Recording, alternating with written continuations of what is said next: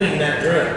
We would go to roping schools. Walton and I both. He has put uncountable number of schools on. I've put quite a few schools on, and we would go and rope sleds or dummies, and have 20 students catch it every single time. We would turn it over and over and over, and they would rope it 15, 20 times in a row, and just be so excited. We would bring the skiers up, and they wouldn't catch a single about 2 feet. It wasn't that they changed the way they were delivering their rope. It wasn't that they changed their position. There's one new element in that, and it's timing. They were in time. When you rope a sawhorse and you're standing in your position, you're assuming that you're in time when their feet are tied up off the ground. Position and timing are the most important things in heeling, but timing is more important than anything.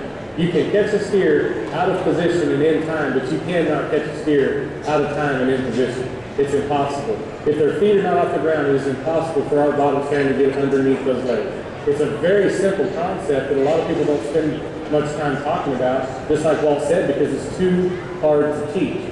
This is what we named this dummy the time machine. We named it because we finally came up with something that has a way to teach you. You can go as slow or as fast as you want to go. You can dally on this machine, but like Walt said, instead of just going out and roping the sled 15, 20 times and catching it and then bringing the steers up, hopefully, if you've always struggled with cattle, you're going to struggle with this machine for a while. It's going to be harder for you to rope. It's going to be more like the real deal. It's got the front feet to interfere.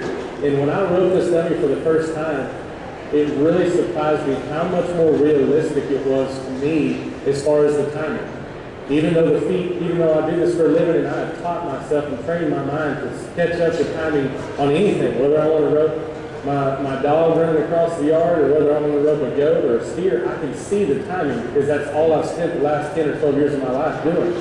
And I couldn't believe how much more realistic these front feet made this roping dummy. When I would turn in on my horse and see that hopping motion and see those feet, it was easier for me to pick it up than it was on the